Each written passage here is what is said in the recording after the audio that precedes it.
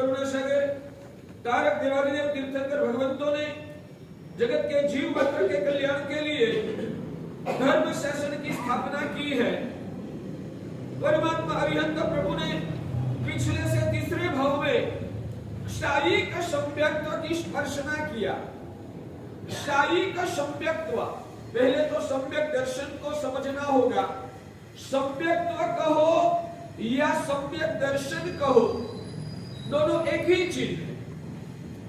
और जिसने सम्यक दर्शन पाया है उसको सम्यक्त्वी या तो सम्यक दृष्टि कहा जाता है। और यह सम्यक दर्शन मुख्य रूप से 3 प्रकार के हैं। ऐसे तो शास्त्र में डिप में बहुत और भी सारे प्रकार दिखाए हैं, मगर संक्षेप में सम्यक दर्शन के 3 प्रकार हैं। एक है औपसमिक सम्यक्त्व, औपसमिक सम्यक्त्व। दूसरा है क्षायोपसमिक सम्यक्त्व और तीसरा है क्षायिक सम्यक्त्व। 3 नाम याद रहेगा आपको, बोलिए। औपसमिक सम्यक्त्व, बोलिए ना। औपसमिक सम्यक्त्व, दूसरा है क्षायोपसमिक सम्यक्त्व और तीसरा है क्षायिक सम्यक्त्व। औपसमिक में, क्षायोपसमिक में और क्षायिक में क्या फर्क है वो समझने के लिए तो आपकी बौद्धिक क्षमता को शार्प बनानी पड़ेगी। प्रभु का वचनों का स्वाध्याय करते करते अध्यात्म स्वरूप को ठीक रूप से समझना पड़ेगा।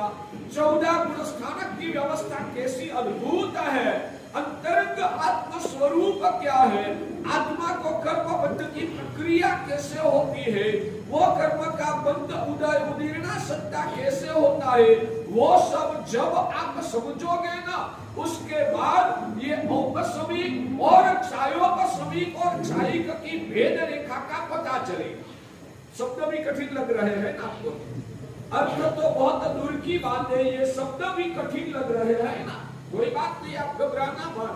कोई भी कठिन चीज 2, 4, 6, 8, 10 बार हम सुनते हैं ना, बाद में वो कठिन विषय भी हमारे लिए सरल हो जाता। ठीक है, कठिन पदार्थ भी 5-15 वक्त हम सुनते हैं ना, तो वो हमारे लिए सरल हो जाता है। और भगवान के वचनों को हमें सरलता से समझना है तो पहले तो ये कठिन शब्दों का भी हमें परिचय करना होगा। इसलिए ज्यादा डीप में नहीं जाऊंगा, मगर कुछ वक्त में आपको ऐसे शब्द को सुनाता ही रहूंगा। तो सम्यक दर्शन के सामान्य से 3 प्रकार मैंने आपको सुनाए।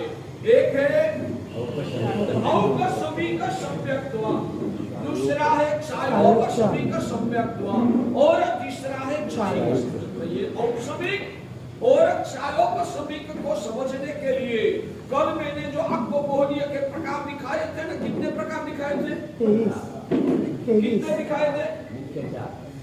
23। किसी ने बोला तो आपको उतना ही बोलना जरूरी नहीं, आपको जितना याद है उतना बोलिए।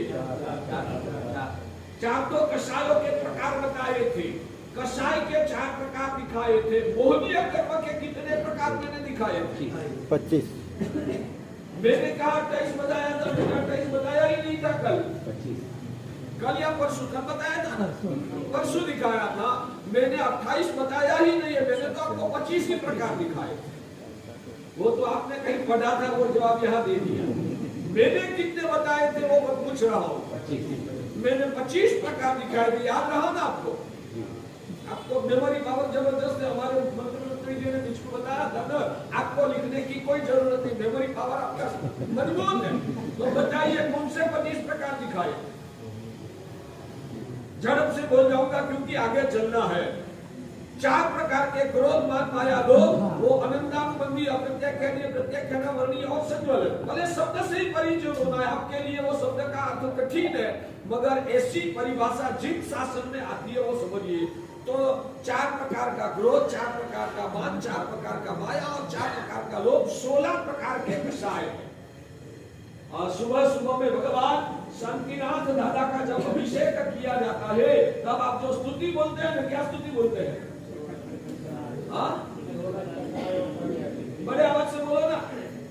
अब सुबह में स्तुति कौन बोलते हैं भाई? अभिषेक में आप कोई हाजिर नहीं होते? कौन होते हैं? चंपक भाई बोलो ना स्तुति। सटखंडना विजयी बनीने, सटखंडना विजयी बनीने, चक्री पदने धारता। हमारे देवादिदेव भगवान शांतिनाथ प्रभु, भगवान कुंथुनाथ प्रभु और भगवान हरनाथ प्रभु, ऐसे 24 तीर्थंकर भगवंत हुए। उसमें से 3 भगवान चक्रवर्ती बनकर 6 खंड का साम्राज्य का पालन करके उन्होंने 6 खंड का साम्राज्य का त्याग कर दिया। 6 खंड के जो मालिक होते हैं उसको चक्रवर्ती कहलाते हैं।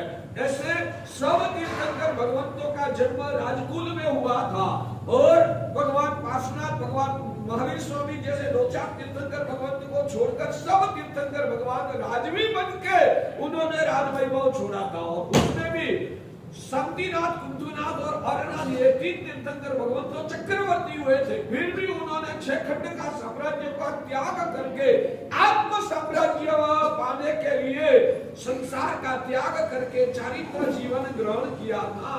आप लोग जब भी भगवान शांतिनाथ दादा का दर्शन पूजा करते हैं पुण्यशाली, तब आपको ये याद आता है सटखंडना विजयी बनीने, चक्री पदने धारता। 6 खंड का साम्राज्य मिला हुआ था। किसने उनकी टांग खींच के उसको नीचे गिराया? किसने उनके पर फोर्स किया था कि यह छोड़ना ही पड़ेगा? फोर्स किसने किया था?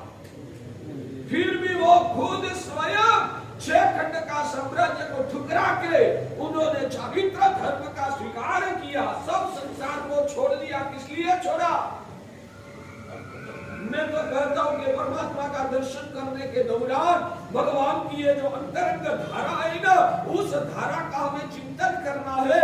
उस भावना से, अहोभाव से भावित होना है कि प्रभु आपने 6 खंड का साम्राज्य को लात लगा के ठुकरा दिया। किस लिए आए? भगवान शांतिनाथ दादा का जब भी आप दर्शन करो तब ये भावना से भावित होना है कि 6 खंड का साम्राज्य मिला था, आपको क्या कमी थी? मुझे आज जो नहीं मिला है वो भी पाने के लिए पूरी जिंदगी को मैं मगर बिगाड़ रहा हूँ। मुझे जो नहीं मिला है वो भौतिक जगत में पाने के लिए पूरी जिंदगी को मैं बर्बाद कर रहा हूँ। पता है कि कल मर जाना है, कुछ साथ में आने वाला है ही नहीं, फिर भी वो चीजों को पाने के लिए मैंने मेरा आत्मभान को भी मैं भूल गया हूँ। और उसके सामने प्रभु हमको आलम्बन देते हैं कि 6 खंड का साम्राज्य मिला था ना, फिर भी मैंने ठुकरा दिया। क्यों ठुकराया? क्यों ठुकराया? क्योंकि परमात्मा को बराबर पता था। ध्यान से सुनिए, प्रभु को बराबर पता था कि ये 6 खंड का जो साम्राज्य है ना, वो भी भौतिक लीला है। 6 खंड का जो साम्राज्य है वो भी भौतिक लीला है और वो सब विनाशी है। ये सब चीजें विनाशी है। मैं कितना भी पकड़ के रखूंगा तो भी ये एक दिन उसका वियोग होगा ही होगा। ये सब चला जाएगा। भगवान की अंतरंग दृष्टि जिंदा, परमात्मा की ये दृष्टि जिंदा। मैं कहता हूं यहाँ ही हमारा सबसे बड़ा रोग है कि ये जो आज मिला है ना, वो सब कल छूट जाएगा। वास्तविक सत्य होते हुए भी हमको कभी वो याद भी नहीं आता है ना। वो हमारी सबसे बड़ी अंदर की कमजोरी है, वो हमारी अंदर की मलिनता है, हमारी आत्मभाव की मंदता है। यहाँ से साधना की शुरुआत करना है ना, तो सबसे पहले इस सूत्र का स्वाध्याय करके आत्मा में भावित करो। ये जो आज मिला है ना, उसमें से कुछ टिकने वाला नहीं है, सब कल चला जाएगा। ये भावना करना है। ज्ञान अकेला नहीं तारेगा, अकेला ज्ञान आपको नहीं तारेगा। जो सम्यक ज्ञान प्राप्त हुआ है ना, उसकी भावना यानी कि बार बार आत्मा में उस तत्व का चिंतन करके आत्मा को उस तत्व से भावित करना होगा। समझ में आता है?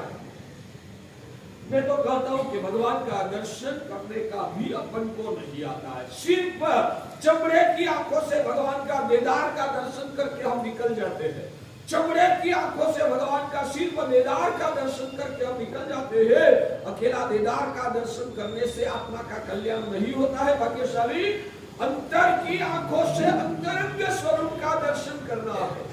अंतर की आंखों से अंतरंग स्वरूप का जब दर्शन हो पाएगा न, तब आपका वो दर्शन वास्तविक दर्शन स्वरूप हो पाएगा। तो भगवान का ये आलम्बन की दृष्टि से दर्शन करोगे, 6 खंड का साम्राज्य था, फिर भी प्रभु आपने लात लगा के टुकड़ा दिया, क्या कारण? आपको क्या कमी थी? भगवान जवाब देते हैं, भगवान के साथ कभी वार्तालाप आपने किया या नहीं?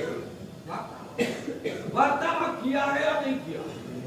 क्योंकि आपकी चेतना भौतिक पदार्थों की तृष्णा में इतनी जड़ हो चुकी है। इस दुनिया के जितने भी भौतिक पदार्थ है ना, वो सब जड़ है, उद्गत है, अचेतन है। इस दुनिया में जितने भी भौतिक पदार्थ है वो सब जड़ है, अचेतन है, उद्गत है।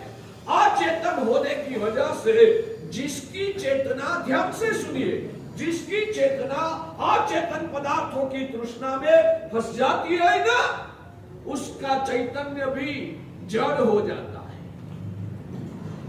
बोलो, अंदर गया या ऊपर गया? अंदर गया या ऊपर गया? दोबारा बोल रहा हूं, ध्यान से सुनिए। जिसकी चेतना भौतिक ऐसे जड़ अचेतन, जिसमें चैतन्य नहीं होता है ना, उसको जड़ कहते हैं। ये सब दीवारें, ये सब उद्गत जड़ है। हमारे में जो संवेदना होती है ना, वो संवेदना ये जड़ पदार्थों में नहीं होती है। हमारे में जो चेतना है वो चेतना ये जड़ पदार्थों में नहीं होती है। और ध्यान से सुनिए, जिसकी चेतना जड़ पदार्थों में फंस चुकी है, जड़ में आसक्त हो गई है ना, उसका चैतन्य भी जड़ जैसा हो जाता है। तो आज आप लोगों की हाल, अचेतन और राग एक ही? अचेतन और राग, अचेतन वो पदार्थ का स्वरूप है जिसमें ज्ञान शक्ति नहीं है, इसको जड़ कहते हैं। अचेतन कहते हैं ये कपड़ा जड़ है, ये टेबल जो है वो जड़ है, ये जो दीवार है वो जड़ है, आपने पहने हुए घरेड़े वो जड़ है, ये टाइल्स है वो जड़ है। जड़ मतलब अचेतन, जिसमें खुद में कोई चैतन्य नहीं है, जिसमें कोई ज्ञान शक्ति नहीं है, जिसमें कोई संवेदना नहीं है, उसको जड़ कहते हैं। क्या जड़ में? और पता चला या नहीं चला? आपने लोग पूछा। और राग पूछना ना, ये पदार्थों का स्वभाव है जड़त्व, और राग वो तो जीव की विकृति स्वरूप है। दोनों चीज ही अलग है। राग जो है वो जीव की विकृति है, भाग्यशाली। समभाव, अनासक्त भाव, इस जगत में जो पदार्थ है वो अपने अपने भावों में स्थिर है। मुझे समदृष्टि से देखना है, उसके बदले में समदृष्टि से देखना, जो चीज का जो स्वभाव है उस स्वभाव का स्वीकार करना, उसमें मुझे कोई लेना देना नहीं है। कर्म की वजह से संयोग हुआ है, ये कर्म क्षीण होगा तो संयोग भी वियोग में परिणाम पा जाएगा, तो मेरा उसमें कुछ नहीं है। ये अच्छा या बुरा की भावना करने का कोई मतलब ही नहीं है। सब पदार्थ अपने अपने स्वभाव में स्थिर है। उस तत्व का समता भाव से, राग द्वेष रहित भाव से स्वीकार करना, इसको समत्व भाव कहते हैं। और ये समत्व भाव वो मेरी आत्मा का स्वभाव है। तो फिर गुणानुरागी कैसे बनेंगे? गुणानुरागी कैसे बनेंगे? गुणानुरागी किसके गुणों का अनुराग करना है, पहले वो क्लियर कीजिए भाग्यशाली। ये जड़ पदार्थों के गुणों का अनुराग करना या जीवत्व का गुणानुराग करना? जीवत्व। तो जीवत्व का गुणानुराग क्या? जीवत्व का गुण क्या है? जीवत्व का गुण क्या है भाग्यशाली? जीवत्व का गुण क्या है भाग्यशाली? समता का परिणाम। तो गुण का अनुराग करेंगे तो हमारे में गुण उजागर होगा। तो वो गुणानुराग करने में क्या दिक्कत है भाग्यशाली? समझ में आता है? मेरी बात समझ में आती है? बात ऊपर से चली जाए तो भी दिक्कत नहीं, मगर समझ में ना आए तो पूछो ना, पूछो तो मैं दोबारा रिपीटूंगा। पूछते ही नहीं है। मेरी बात आपके अंदर में उतरी या नहीं उतरी मुझे पता कैसे चलेगा? मैं तो आगे चलता हूं तो ये पदार्थ कभी इतना मजा का पदार्थ होता है ना, तो आपके ध्यान में से छटक जाता है। अब पूछना, मैं दोबारा बोलूंगा, इतना महत्व का ये पदार्थ है। ये जिन शासन को अंदर में उतारने के लिए ये जिनवाणी का ये उपक्रम भगवान ने बताया है। भगवान के वचनों का स्वाध्याय करके हमें हमारी आत्मा की चेतना को निर्मल बनाना है, विकारों को मिटाना है। और इतना अनुपम अवसर परमात्मा की पंच परमेष्ठी की कृपा से आज अपन को प्राप्त हुआ है। फिर भी हम जड़ की जैसे बस कानों से सुनकर खड़े हो जाते हैं, उसका मूल्य और महत्व को भी नहीं समझते हैं। तो ये हमको मिला हुआ कल्प वृक्ष जैसा अनुपम अवसर भी हमारे लिए निष्फल चला जाएगा। समझो, अंदर से एक एक पदार्थ को समझ के भावित करने की कोशिश करो। ये सब सुन सुन के आपका विजन क्लियर होना चाहिए, और विजन क्लियर होने के बाद अंदर आत्मा में जो परिवर्तन आएगा ना, तो ही ये चातुर्मास आपके लिए सफल है। बाकी सुनो या न सुनो, ज्यादा कोई विजन मिलने वाला नहीं। समझ में आता है? तो समत्व भाव रखना है। मैंने जो विधान बताया वो फिर से तीसरी चौथी बार बोल रहा हूं कि जिस जीव की चेतना जड़ ऐसे अचेतन पदार्थों में फंस जाती है, उसकी तृष्णा, उसकी आसक्ति में जो इसकी आत्मा की चेतना फंस जाती है ना, उस अचेतन पदार्थों के समागम में भावित होकर, जैसे कि मैं आपके बताऊं, आपने कभी वो देखा है अत्तर की बोतल होती है, अत्तर की जो बोतल होती है उसमें से अत्तर को निकाल दिया, बोतल को कपड़े से पोंछ लिया, बाद में उस बोतल को आपके नाक के पर रखोगे तो अंदर से क्या आएगा? अंदर से क्या आएगा? खुशबू। किसकी खुशबू आएगी? अत्तर की। किसकी? मगर अंदर अत्तर तो है ही नहीं, तो उसकी खुशबू कैसे आएगी? इसका स्पंदन रहा हुआ है अंदर। उसमें अंदर है ही नहीं, निकाल दिया है और पूछ लिया है, एक बुद्ध भी अंदर नहीं है, फिर भी उसमें से अत्तर की सुगंध कैसे आती है? बताइए ना, कैसे आती है? बोलो, जवाब दीजिए, समय कम है अपने पास। हाँ हाँ, ऐसा बोलो कि अत्तर को तो निकाल दिया, मगर अत्तर से वो बोतल वासी तो हो चुकी है, इसलिए अत्तर निकल जाने के बाद भी अत्तर की इफेक्ट उसमें रह जाती। एक बोतल में दारू भरा है, दारू को निकाल दिया और बोतल को लूच दिया, बाद में दारू की वास उसमें से निकलेगी या नहीं निकलेगी? अंदर निकलेगी। दारू तो अंदर है ही नहीं, फिर भी उसकी वास क्यों आती है? तो दारू निकल गया, मगर दारू की इफेक्ट उससे वो बोतल वासी तो हुई है, इसलिए बोतल में भी दारू की वास अभी टिकी हुई है। वैसे ही आप जिस भावों से आपकी आत्मा वासित होती है, उसका संस्कार, उसकी असर आपकी आत्मा में लग जाती है।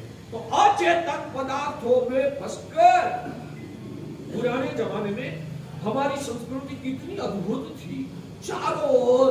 आज भी आपको कहूं कि छोटे छोटे गांवों के लोगों में जो दया वगैरह का परिणाम होता है ना, बड़े सिटी में रहने वालों में वो दया वगैरह का परिणाम नहीं है। छोटे गांवों के लोगों में जो मानवता के संस्कार दिखते हैं ना, वैसे मानवता के संस्कार बड़े सिटी में रहने वाले लोगों के आत्मा में कम दिखता है। क्या ये सिटी में बसने से क्या हमारे जीवन में इसकी इफेक्ट होती है, क्या परिणाम आता है ना, आपने अंतरंग स्तर पर जाके कभी सोचा भी नहीं है। मैं ये जो बोल रहा हूँ वो आपको दिमाग में बैठता है। छोटे गांव में रहने वाले लोगों को शायद झूठ बोलते नहीं है, झूठ बोलना भी पड़ता है ना, तो उनको हृदय में अंदर कचवाट को हिंदी में क्या बोलते हैं, उन अंदर में दर्द होता है, यानी कि बिल्कुल फ्रीली वो लोग झूठ नहीं बोलते, झूठ बोलते हैं तो भी अंदर धक देता है। और आप लोग झूठ कैसे बोल सकते हो? सहजता से।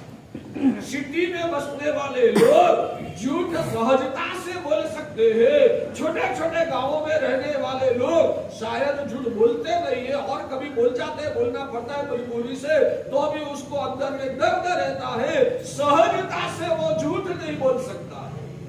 पुण्यशाली, रिक्वेस्ट कर रहा हूँ, दम चाहिए ना, दम चाहिए पुण्यशाली। आगे आगे समय वाले सही हो, आगे दबो पुण्यशाली। चलो जाजम छोड़ के आगे आ जाइए।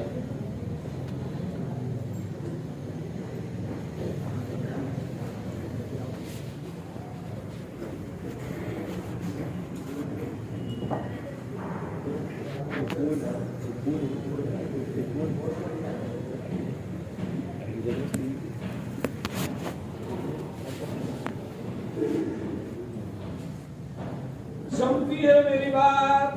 जी भगवान। आवाज नहीं आती? जी भगवान। अभी भी आवाज नहीं आती? जी भगवान। आप सिर्फ भौतिकता के नशे में इतने फंसे हो कि अंदर की दुनिया का, अंदर का चैतन्य का कभी आपको विचार तक भी नहीं आता है, तो आप लोगों की बड़े नशा है पुण्यशाली। तो मैं वो कह रहा था कि छोटे गांवों में ये दया का परिणाम, सदाचार के संस्कार, जीव मात्र के प्रति प्रेम और करुणा का परिणाम है प्रेम। हम तो छोटे छोटे गांवों में भी घूमते हैं, बड़े बड़े सिटी में भी हम घूमते हैं, तो हमको दोनों का जो तफावत है ना उसका पता है। ये छोटे गांवों में ये जो दिखने का मिलता है, वैसा वातावरण, वैसा संस्कार, वैसी भावना है बड़े सिटी में हमको दिखना नहीं मिलता है। वो तो ठीक है, ये बात कैसे मैंने निकाली, तो मुझे वो कहना था कि वहां ये संस्कार टिका है और यहाँ ये संस्कार में कमी आई है, उसका कारण क्या? उसका कारण हमारे ज्ञानियों ने हमको बताया है कि छोटे गांवों में पृथ्वी, पानी, अग्नि, वायु, आकाश का जो कुदरती वातावरण है, वनस्पति में भी जीव है, पानी में भी जीव है, तो वो कुदरती वातावरण में वहां जो जीव सृष्टि है ना, वो जीव सृष्टि का यहाँ एवरेज रूप में विनाश हो गया है। एक केंद्रीय जो चैतन्य स्वरूप जीव सृष्टि है ना, वो जीव सृष्टि का वहां जो जीवंत वातावरण है, वो जीवंत वातावरण, ये अपने वहां कहा जाता है सीमेंट कंक्रीट वाला ये जंगल है, सीमेंट कंक्रीट का ये जंगल कहा जाता है सिटियों को। तो यहाँ सीमेंट कंक्रीट के जंगल में सर्वत्र जड़ ऐसे पुद्गलों का ही प्राधान्य है, यहाँ वनस्पति का प्राधान्य, पानी के तालाब, कुएं वगैरह का अभाव यहाँ, और खेत वगैरह के जहाँ सचित भूमि होती है यहाँ उसका भी अभाव। तो पृथ्वी, पानी, अग्नि, वायु का वहाँ जो संतुलन है ना, उसका संतुलन यहाँ से खत्म हो चुका है और जीव सृष्टि के बीच में रहकर हमारा जीवत्व विकसित होता है। जीव सृष्टि के बीच में रहकर हमारा जीवत्व विकसित होता है और जड़ सृष्टि के बीच में रहकर हमारा अंदर की जड़ता में बढ़ावा होता है। पूछना है कुछ पुण्यशाली, पूछना है कुछ, हाँ? या तो मेरी बात जमती है जी, पीछे से सब जगह से आवाज आनी चाहिए, मेरी बात जम रही है। तो भाग्यशाली, भले आज आप सिटी को छोड़कर छोटे गांव में जा पाओ या न जा पाओ, उसकी कम से कम मूल्य तो समझो कि हमारी पुरानी भारतीय जीवन व्यवस्था कितनी अनुपम थी। आज मूर्खता की पराकाष्ठा है, मूर्खता की पराकाष्ठा है। कुदरती जो चित्त की शांति मिलने वाली है, कुदरती जो प्राकृतिक वातावरण जहाँ मिलने वाला है, जीवन की शांति और दीर्घ आरोग्य, अनुकूल पर्यावरण, वो सब छोड़ के जानबूझ के हमारी लड़कियां वो बड़े बड़े सिटी का आकर्षण, उनको सुविधाएं चाहिए, शांति नहीं चाहिए। एक बात समझना, जितनी सुविधाएं ज्यादा बढ़ती है ना, लिखते हैं तो लिख के रखो, मगर किस पे लिखोगे? आपको तो नोट पूछो रहना है। जितनी सुविधाएं बढ़ती है उतनी अंतरंग शांति क्षीण होती है। फिर से बोलो, आपको डिबेट करना है तो डिबेट कर सकते हैं मेरे सामने। मेरी बात नहीं जम रही है तो आपके जितने भी प्रश्न है आप खोल के प्रश्न कर सकते हैं। मेरा दावा है कि जितनी सुविधाएं बढ़ती है उतनी शांति क्षीण होती है। आप लोगों के जीवन में शांति बढ़ी है या शांति कम हुई? कम होने का कारण क्या? मैं एक बात कहूं, एक बात मक्खन मत लगाना, जो वास्तविकता वो बताना। मेरे जीवन में शांति कैसी लग रही? मैं अभी तो ऐसे तो पहले भी 4 महीना रह के गया हुआ, मेरे से परिचय है, और पहले का भूल गए हो तो अभी भी 15 दिन तो हो गया ना मेरा करीबन। बस आज 15 दिन हुआ, 11 के दिन आए थे, 15 दिन में मेरा परिचय हुआ। मेरे जीवन में आप लोगों को शांति कैसी लगती है सच बता। मेरे जीवन में, नरेंद्र की बात करता हूं, मेरे जीवन में आपको शांति कैसी लगी? मक्खन लगाने में बोलिए ना।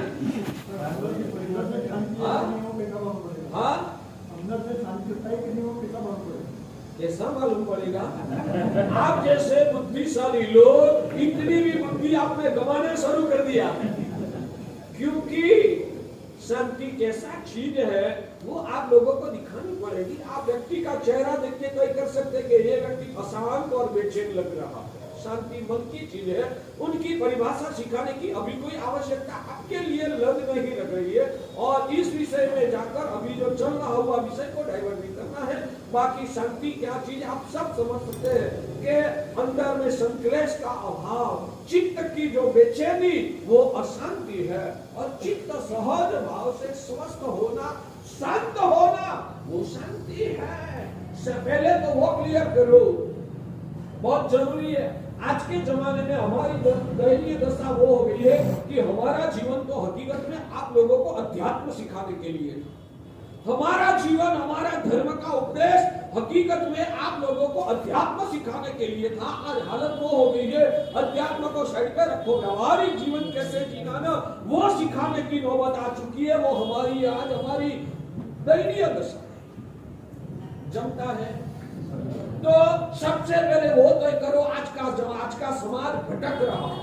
सच में कहूं, आप लोगों के पास संपत्ति होगी, मगर आप लोगों के पास वास्तव में समझदारी नहीं है। आप लोगों के पास शायद संपत्ति होगी, मगर आप लोगों के पास समझदारी नहीं है। बिल्कुल जो प्रैक्टिकल सत्य छोटा बच्चा भी थोड़ा सा समझाओ तो समझ सकता है, उतना भी सत्य समझने की क्षमता भौतिकवाद के जमाने में आप लोगों ने अंदर से गंवा दिया है। सुविधा का महत्व ज्यादा या शांति का महत्व ज्यादा, पहला वो क्लियर करो। सुविधा का महत्व ज्यादा या शांति का महत्व ज्यादा? बड़े बड़े सिटी में सुविधाएं है, मैं दावा करके कहता हूं, मगर शांति नहीं है। बड़े बड़े सिटी में सुविधाएं होगी, मगर वहां शांति नहीं है। हमारे छोटे छोटे गांवों में शायद शांति और सुविधा कम होगी, वैसा एक बार के लिए मैं आपके साथ टेम्पररी सहमत हो जाता हूँ। शायद छोटे गांवों में सुविधाएं कम होगी, मगर छोटे गांवों में जो शांति मिलती है ना, वो शांति बड़े सिटी में कभी नहीं मिलती। क्या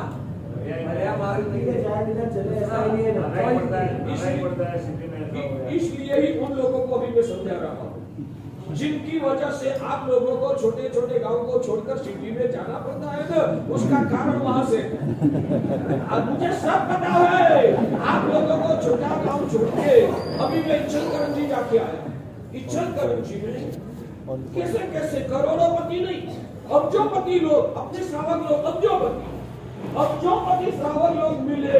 उन्होंने कहा, गुरु महाराज हम क्या करें, बच्चा बड़ा हो रहा है और हमारे यहाँ व्यापार की रिलमछेल है, हर साल की करोड़ों की कमाई है, हर साल की करोड़ों की कमाई है। हमारे खुद के फैक्ट्रिया में 200 400 500 कारीगर काम करते हैं। हमारा क्या बड़ा व्यापार है, हमारी जाओ दलाली है, मगर लड़का को लड़की नहीं मिलती है। इसलिए हमें इच्छलकरंजी जैसा अनुकूल वातावरण को छोड़ के बेंगलोर या मुंबई भागना पड़ता है। हमारी नहीं दशा है। इसलिए ही कह रहा हूं कि आप पहले समझिए कि आप जिस अज्ञान की वजह से जिस आकर्षण में फंसे हैं ना, वो आपका आकर्षण कितनी मूर्खता से भरा हुआ है ना, पहले समझिए।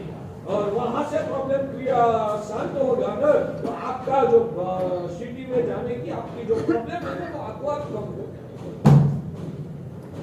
सबसे पहले ये क्लियर करो, सुविधा का महत्व ज्यादा है या शांति का महत्व ज्यादा? शांति का महत्व ज्यादा है। मैं दावा करके कहता हूं सुविधा और शांति एक अपेक्षा से कहो तो विरोधी है, या तो दूसरी अपेक्षा से कहो तो विरोधाभासी है। उसका चर्चा अभी नहीं करता हूं, क्योंकि एक एक विषय के बीच में जाएंगे तो मूल विषय छटक जाएगा। सुविधा और शांति के साथ एक दूसरे के साथ कोई दोस्ती व्यवहारिक जगत में नहीं दिखती है। जहां सुविधाएं ज्यादा है ना, वहां शांति कम है। आप देखना है तो पूरे विश्व में देख लीजिए, आप पूरे विश्व में देख लीजिए, जहां सुविधाएं ज्यादा है ना, वहां शांति कम है। एवरेज बात कर रहा हूं। और सुविधाएं कम है ना, और सुविधा की तृष्णा भी नहीं है, तो वहां शांति आपको हमारा जीवन पुण्यशाली। मेरे जीवन में आपको क्या लग रहा है नररत्न, उसके जीवन में आपको शांति दिखती है या अशांति दिख रही है? मेरे जीवन में सच में मक्खन मत लगाना, मेरे जीवन में शांति दिख रही है या अशांति? सच में शांति लगती है कि गुरु महाराज शांति में जीवन जीते हैं, अंदर से स्वस्थ और प्रसन्न है, वैसा लग रहा है कन्या सारी। अच्छा, तो अब वो बताइए, मेरे पास आप जैसी सुविधाएं कितनी है? मेरे पास आप जैसी सुविधाएं कितनी है? कुछ भी नहीं। हमारे पास आप जैसी एक भी भौतिक सुविधा हमारे पास नहीं। और आगे बढ़कर बोलूं, आप जैसी सुविधाएं हमारे पास नहीं है, तो इसलिए ही हमारे पास शांति है। आप जैसी सुविधाएं हमारे पास नहीं है, इसलिए ही हमारे पास शांति है। जो आप जैसी सुविधाएं हमारे वहां आने लगेगी ना, तो हमारी भी शांति खत्म हो जाएगी। जमता है। इसलिए आप इतना कहना चाहता हूं भाग्यशाली कि शांति और सुविधा की भेद रेखा को आप समझिए, और दोनों में मूल्य किसका ज्यादा है वो समझिए। दोनों में मूल्य किसका ज्यादा है? शांति का ही मूल्य। आप सुविधा भी इकट्ठी करने की जो कोशिश करते हैं, उसके पीछे आपके सुषुप्त मन में तो वही पड़ा हुआ है कि सुविधा के माध्यम से शांति मिलेगी। आपके दिमाग में वो भ्रम जमा हुआ है। सुविधा को भी आप इसलिए ही पसंद करते हैं कि सुविधा मिलेगी तो जीवन में शांति आएगी। मगर मैं आज के जमाने में दावा करके कहता हूँ, जितनी जितनी सुविधाएं बढ़ेगी ना, उतनी अंदर की शांति खत्म होती जाएगी। इसलिए शांति पसंद करना है या सुविधा पसंद करना है, दोनों में से आप विजन क्लियर करो। मेरा दावा है कि छोटे गांवों में सुविधाएं कम है, शांति ज्यादा है। बड़े बड़े सिटी में सुविधाएं ज्यादा है, शांति उधर कम है। तो सुविधाओं के बीच में शांति खत्म हो जाती है। उसका कारण क्या? उसका कारण क्या? तो उसका कारण सुविधाएं जो भी इस जगत में आपको प्राप्त हो रही है, वो सब जड़ पदार्थों के माध्यम से होने वाली है। सुविधाएं जितनी भी प्राप्त हो रही है, वो सब जड़ यानी कि पुद्गल भौतिक अचेतन पदार्थों के माध्यम से होने वाली है। और जीव की चेतना जितनी जितनी अचेतन पदार्थों में बसती जाती है ना, उतना जीव का चैतन्य आच्छादित होता है। आज सिद्ध भगवान की जैसी आत्मा है ना, वैसी ही हमारी आत्मा है। हमारी आत्मा जैसी सिद्ध भगवान की आत्मा है, वैसी ही हमारी आत्मा है। उस भगवान की आत्मा में और हमारी आत्मा में ओरिजिनल स्वरूप में कोई फर्क नहीं है। फिर भी हमारा भगवान की जो चेतना है ना, उसके पर से सभी कर्म के आवरण हट गए हैं। उनकी अंदर की सब विकृतियां खत्म हो चुकी है और उनका शुद्ध स्वरूप पूर्ण रूप से उजागर हो चुका है। जबकि हमारा चैतन्य जो है वो कर्म के आवरणों के नीचे मिटा हुआ है। हमारी चेतना जो है वो विकृत भावों से मिश्रित है। इसलिए हमारा अंदर का जो ओरिजिनल परम पवित्र चैतन्य स्वरूप जो जीवत्व है ना, वो जीवत्व आच्छादित हो गया है। इसलिए हमारा परम पवित्र चैतन्य स्वरूप को हम महसूस नहीं कर सकते हैं। वो हमारी दरिद्रता है। धर्म किस लिए करना? बीच में किसी ने मुझे पूछा था, महाराज साहब धर्म का स्वरूप तो आप ठीक रूप से समझे। धर्म का स्वरूप को समझना 1 मिनट का ही काम है, मगर उसके लिए आत्मा को प्रिपेयर करने के लिए सालों तक ये साधना करनी है। सालों तक ये आत्मा का स्वरूप क्या है, संसार की विचित्रताएं क्या है, अनंत काल से मेरी आत्मा का इतिहास क्या रहा है, मेरा आगे का आदर्श क्या है और उस आदर्श पाने का उपाय क्या है, ये सब चीजें समझने में शायद जिंदगी चली जाएगी। मगर वो चीज को समझ लिया तो बाद में धर्म समझना हो तो 1 मिनट का ही काम। धर्म समझना कोई कठिन काम नहीं है, मगर धर्म किस लिए करना है, धर्म का महत्व क्या है और सच्चे मायने में धर्म करने के लिए क्या पात्रता चाहिए ना, वो सब आगे पीछे की बातें को समझना बहुत बहुत आवश्यक है। भाग्यशाली इस बात को आज अनुकूलता रही तो आज आगे चलो। समय की तो मर्यादा है। आप लोग तो 10 बजे और श्रद्धा से 5-10 मिनट और ज्यादा बैठोगे, फिर भी मैं चलाऊंगा तो आप तो चले जाओगे। आप मुझे छोड़ के चले जाओ, उसके बिना मैं खुद समय पे अटक जाऊं वो अच्छी बात है। तो अभी प्रवचन आगे अनुकूलता रही तो 5-10 मिनट चलाऊंगा, मगर आज तपस्वी आत्माएं उनको भी भौतिक सुविधाएं मिल रही है, किसी ने उनके पर जबरदस्ती नहीं किया, मगर भगवान का वचन के पर आस्था रखकर वो तपस्वी आत्माएं उन्होंने मन बनाया है कि हमें भी अचेतन पदार्थों की पकड़ में से छुटकारा पाना है, अचेतन पदार्थों की पकड़ में से छुटकारा पाना है। अनंत काल से हमने खाने पीने की लालसा में अनंत भव बर्बाद किए हैं, इस भव में हमें ये रसनेंद्रिय की तृष्णा से छुटकारा पाना है। लक्ष्य के साथ, हमेशा कोई भी साधना लक्ष्य के साथ होनी चाहिए। हमें रसनेंद्रिय की लालसा में जो अनंत काल हमारी आत्मा ने बर्बाद किया, आत्मभान हम चूक गए और मोह माया में फंस गए हैं, उसमें से छुटकारा पाना है। और हमारे भाई सूत्र आता है, एके जिए जिया पंच, एक रसनेंद्रिय पर जिसने विजय पा लिया ना, वो पांचों इंद्रियों पर विजय पाने का उनके लिए आसान हो जाता है। और जो रसनेंद्रिय का गुलाम हो गया ना, वो पांचों इंद्रिय का गुलाम हो जाता है। इसलिए हमारे करुणा सागर भगवान ने ये पुद्गल की माया जाल में से आत्मा को बचाने के लिए संयम धर्म और तप धर्म की साधना का उपाय सर्वज्ञ प्रभु ने अपन को दिखाया है। आज आप सब पुण्यात्माओं को घर में क्या कोई खाने पीने में कमी है, फिर भी हमारे महीने ज्यादातर है, इसलिए उनका महीने बोल रहा हूँ। अपने भी भाइयों में भी ऐसे आत्माएं हैं जो ये आज से वर्तमान तप के पाए में जुटने वाले हैं, या तो वर्तमान तप की ओलिया का आज से प्रारंभ करने वाले हैं। तो 24 घंटे में एक ही बार सिर्फ ये शरीर को टिकाने के लिए, जिसमें रसनेंद्रिय का कोई पोषण नहीं है, वैसा अंतिम तप की आराधना में ये पुण्यात्माएं आज जुड़ने का जो मन बनाया है, मैं वास्तव में कहूंगा उन पुण्यात्माओं के पर देवाधिदेव प्रभु की असीम करुणा बढ़ी है और उन आत्माओं ने प्रभु की ये करुणा को झेली है और इस वजह से उनको भाव भी हुआ और आज सुबह में नवकाशी नहीं करते हुए भूखे आए हैं और आज से ये तप करने का प्रारंभ हो रहा है। तो भगवान की कृपा से उन पुण्यात्माओं का ये जो तप का प्रारंभ है वो मंगलमय निर्विघ्न रूप से संपन्न हो और ये तप करते करते उनकी दुष्टाएं भी खत्म हो जाए, ऐसी मंगल भावना से परमात्मा का नामस्मरण के रूप में मंगल करने के साथ उन सभी तपस्वियों को आज पचखान प्रदान करने का मंगल मुहूर्त अभी आ चुका है। तो सबसे पहले बीच में ही प्रवचन की चालू प्रवचन की धारा के बीच में आज उन तपस्वियों को समग्र श्री संघ की शुभ कामनाओं के साथ मंगल पचखान प्रदान किया जाएगा। बाद में समय रहेगा तो थोड़ी देर प्रवचन की धारा आगे चलाएंगे। तो सबसे पहले सब तपस्वियों को खड़े होना है, आप वंदन करना है, वंदन करके मांगलिक सुनने के बाद आपको प्रवचन पचखान प्रदान किया जाएगा। तो अपनी बात वो चल रही थी कि भगवान शंतिनाथ प्रभु ने 6 खंड का साम्राज्य का त्याग करके चारित्र जीवन का स्वीकार किया। उसके पीछे प्रभु का विजन क्या था?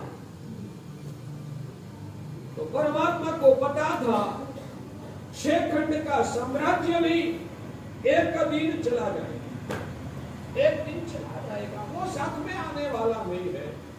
और उसकी आसक्ति में मेरा अंदर का साम्राज्य को भी मुझे खोना नहीं।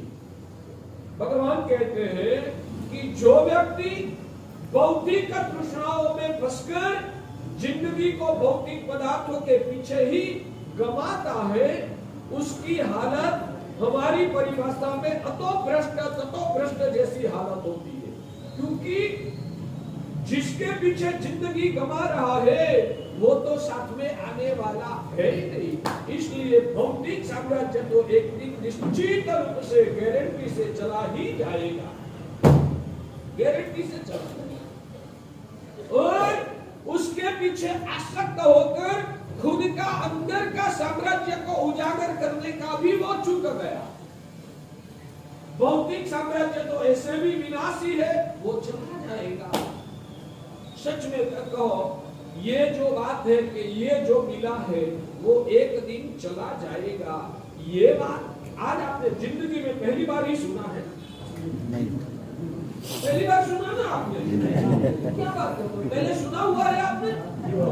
अच्छा, सच में कहूं पहले भी नहीं सुना है, अभी भी नहीं सुना है। आपके कानों ने शायद सुना होगा, आपने नहीं सुना। आपके कानों ने शायद सुना होगा, आपने नहीं सुना। सुना है? बोलो ना, आज तो सुन के ही जाए। आज तो वास्तविक सत्य मैं कहता हूँ, मेरा दावा नहीं है, मैं मेरी बात आपके पर थोपने की कोशिश नहीं करता हूँ, मैं सिर्फ मेरा विचार आपको दिखा रहा हूँ। उसके पर आप चिंतन तो कीजिए पुण्यशाली कि गुरु महाराज की बात में तथ्य कितना है, सत्य कितना है, दर्द कितना है, सोचो तो सही। और मेरी बात न जमे, वापिस मुझे मुबारक कर देने का कोई आग्रह नहीं है कि आपको लेके ही जाना। सोचो तो सही एक बार कि उस बात में कुछ तथ्य है। तो भगवान ये बता रहे हैं कि जो भी पाया है एक दिन निश्चित वियोग होगा ही होगा, इसमें से कुछ साथ में आने वाला नहीं है। चिंतन तो करो यार, कभी चिंतन किया? इसलिए कहता हूँ कि जड़ पदार्थों के बीच में रहकर हम इतने जड़ हो चुके हैं कि हमारा अंदर से हमें सोचने की भी तैयारी को खत्म गवा दिया। सोचो, और आपको जमे तो स्वीकार करके आगे चलो, नहीं जमे तो बात यहाँ छोड़ के जाना होगा। एक बार चिंतन तो करो पुण्यशाली। भगवान कहते हैं ये सब निश्चित चलो। और जो हमारे गुरुदेव है भद्रकर सूरी दादा एक उदाहरण देते थे, चेन्नई का उदाहरण देते थे कि मान लो कि एक व्यापारी, हम तो ज्यादातर अहमदाबाद में थे इसलिए वहां रहकर ये उदाहरण दिया था कि अहमदाबाद से एक व्यापारी चेन्नई गया और किसी के साथ उसने पार्टनरशिप किया या किसी की नौकरी रखा, और नौकरी में वो सामने वाला जो व्यापारी मालिक था ना, उसने इतनी सुविधा दिया, बड़ी कार, मोटर कार दिया, आधुनिक जमाने की लेटेस्ट कार दिया, बड़ा बंगला दिया, इतनी फैसिलिटी दिया और बोला यहाँ रहना है और तुझे नौकरी जब तक करे तब इन सभी का उपयोग करना, मगर जब तू वापिस चेन्नई छोड़ के अहमदाबाद जाए तब उसमें से 1 रुपया भी तुझे यहाँ से लेके जाना नहीं है। आप होगे तो क्या करोगे? आप होगे तो क्या करोगे? ऐसा पूछो। वहाँ नौकरी नहीं करेंगे, वहाँ नौकरी नहीं करेंगे। अरे मगर कितनी सुविधा है, सुविधा का कोई पार नहीं है। मगर जिस दिन तू चेन्नई छोड़ के निकले उस दिन 1 पाई भी, 1 रुपया भी तुझे साथ में लेके जाना नहीं है। यहाँ जितना यूज करना है उतना कर, जब यहाँ से निकले तब साथ में कुछ लेके नहीं जाना। तो आप क्या करोगे? बताओ ना, बताओ ना। आप नौकरी नहीं करोगे तो भगवान कहते हैं कि वास्तविक सत्य है, यहाँ आप जिसके लिए जिंदगी खत्म करते हो ना, यहाँ से जब जाओगे तब 1 रुपया, 1 पाई भी, पहना हुआ कपड़ा भी साथ में लेके जाना नहीं है। तो इसके लिए पूरी जिंदगी को बर्बाद करना क्या समझदारी है या आपकी मूर्खता है? डरने की बात वो है कि आप सब सुनते हैं ना, मगर अंदर से इतने जड़ जैसे हो गए हैं कि आप उसके पर चिंतन करके कुछ सीखने की कोशिश भी आप नहीं करते हैं। सोचो, आपको लगे कि अच्छा है तो सीखो, जबरदस्ती नहीं है कि यही करना है, मगर आप दिमाग को चलाते भी नहीं हो ना, बहुत ज्यादा डरने की बात है। जमता है?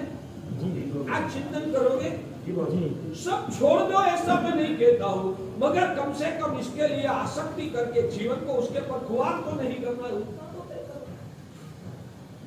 तो भगवान ने यह विधान बताया है कि जिसके लिए तू जिंदगी बर्बाद कर रहा है उसमें से कुछ तेरे साथ आने वाला नहीं है। इसलिए भौतिक पदार्थों से तो तू भ्रष्ट हो जाएगा, भौतिक पदार्थ साथ में नहीं आएगा। आएगा? नहीं आएगा, गारंटी है नहीं आएगा। आपके भी बाप दादा जो भी गए वो सब छोड़ के ही गए हैं, आप भी जब जाओगे तब छोड़ के। तो जो छोड़ के जाना है उसकी ही आग पार करने में, उसकी ही आसक्ति में पूरा जिंदगी को खत्म कर देना, उसमें क्या समझदारी है? मैं कहता हूँ मैं गलत भी हो सकता हूँ, आप मुझे समझाइए कि साहब आपका स्टेटमेंट गलत है। मैं समझने के लिए मेरा दिमाग को खुला रखा, मैंने मेरा दिमाग को खुला रखा है, आप समझाइए मैं गलत हूँ तो।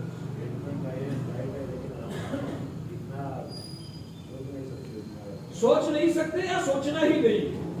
दोनों बात अलग है। सोच सकते नहीं है, कैपेसिटी नहीं है, तो वो क्षमा पात्र है, मगर सोचना ही नहीं है, वो तो कैसे क्षमा पात्र किया जाएगा? इसलिए आपकी हालत क्या है? सोचने की कैपेसिटी नहीं है या सोचना ही नहीं है? नहीं नहीं, आपको तो सोचना ही नहीं है। मैं 10 बार बोलूं तो भी नहीं सोचना है आपको। तो आपका माना हुआ संसार को ठिकाने के लिए आप हमको बुलाते हैं। बोलो तुम्हारे आप तो आपका संसार को ठीक ठिकाने के लिए हमको बुलाते हैं। सच में कहता हूं, थोड़ा टिकने जाओगे तो पता चलेगा। गुरु महाराज का आलम्बन क्यों लेना है? धर्म करने के लिए। गुरु महाराज का आलम्बन क्यों लेना है?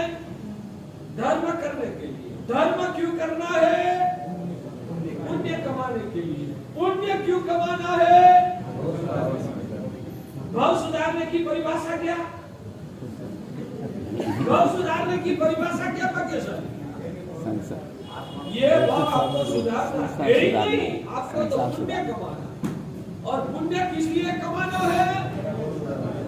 नेक्स्ट भाव में पुण्य के प्रभाव से वापिस सुख शाही भी मिलती है। वो सुख शाही भी किस लिए बना है? मजा देना। यानी कि आखिर में तो हमारा आलम्बन भी आपका भौतिक संसार को ठीक करने के लिए ही आप हमारा उपयोग करते, इसलिए ही हमको आपने बुलाया। मोक्ष में जाना है, अंदर का कचरा को निकालना है, आत्म शुद्धि करना है, जन्म मरण की परंपरा को खत्म करना है, और वो गुरु के शरण के बिना नहीं हो पाएगा, इसलिए हमको बुलाया है। जी भगवान। अंदर की हालत बताइए। रहने दो बोलना अलग है। आप लोगों को तो वो भी एक आदत पड़ गई है, बाहर से बोलना, सामने वालों को जो पसंद आता है वो बोलना, अंदर से अपन को जो पसंद है वो ही करते रहना। आपकी व्यक्तिगत बात नहीं करता हूँ, जनरल बोल रहा हूँ। संसार में छोड़ना दीक्षा में ले सकते क्या? संसार में छोड़ता है दीक्षा में ले। मैं अभी इतने दिनों में मैं आपको संसार छोड़ने की बात की? मैं कहाँ संसार छोड़ने की बात करता हूँ? मैं तो सच्चा और बुरा की भेद रेखा को समझो, साथ क्या आएगा समझो, साथ क्या ले जाना है वो समझ के उसके लिए आत्मा को प्रिपेयर करो।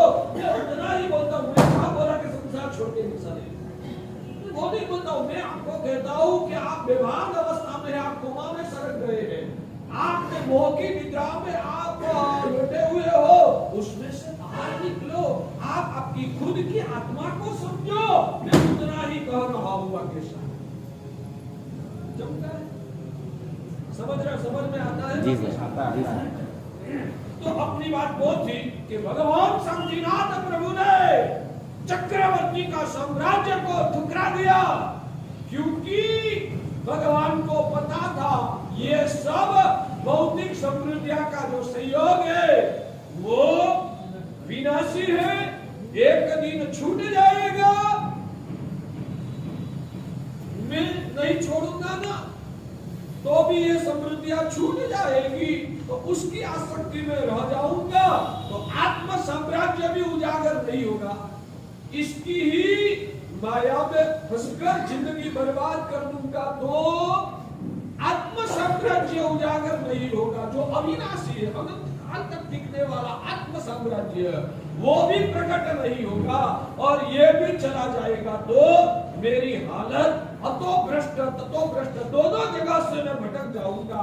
तो समझदारी वो है कि जो विनाशी और विनाशी निश्चित है, जिसका वियोग होने वाला है, उसको सामने से लात मार के ठुकरा कर अंदर का आत्म गुणों का साम्राज्य को उजागर करने में ही मानव जीवन की सफलता है। और भाग्यशाली ये समझदारी जिसमें पैदा हुई है ना, वो ही आत्मा सम्यक दृष्टि है। ये समझदारी जिसमें उजागर नहीं हुई है ना, वो आत्मा मिथ्या दृष्टि है। समझ में आता है? नहीं आता है? बहुत कठिन है। जब तक मिथ्यात्व का जहर मिटेगा नहीं ना, तब तक ये समझ में आना ना वो भी दुष्कर है। मैं वो प्रयत्न कर रहा हूँ कि कैसे भी करके आप ये समझदारी को समझो। तो भगवान ने संसार को छोड़ दिया, सदखंडना विजयी बलीने चक्री पदने धारता षोडश कषाय परिहरीने 16वां जिन्हें राजता 16 कषायों का उन्होंने त्याग किया और 16 कषायों का त्याग करके वो मोह विजयी बने। हमें भी मोह विजयी बनना है तो ये कषायों का स्वरूप को हमें समझना है, आत्म स्वरूप को समझ के उजागर करना है और मिला हुआ ये धर्म को मोक्ष पद की प्राप्ति का हेतु बनाना है। वो कैसे हो सकता है वो आगे आगे के रोज के प्रवचन में आपको बताऊंगा। भगवान की वाणी का स्वाध्याय करके आपकी आत्मा की मलिनता को मिटाकर आप भी अंदर का शुद्ध स्वरूप को उजागर करने की साधना में सफल बने। वही अंतर से मंगल कामना, वही अंतर से धन्यवाद अमृतवाणी। चलिए।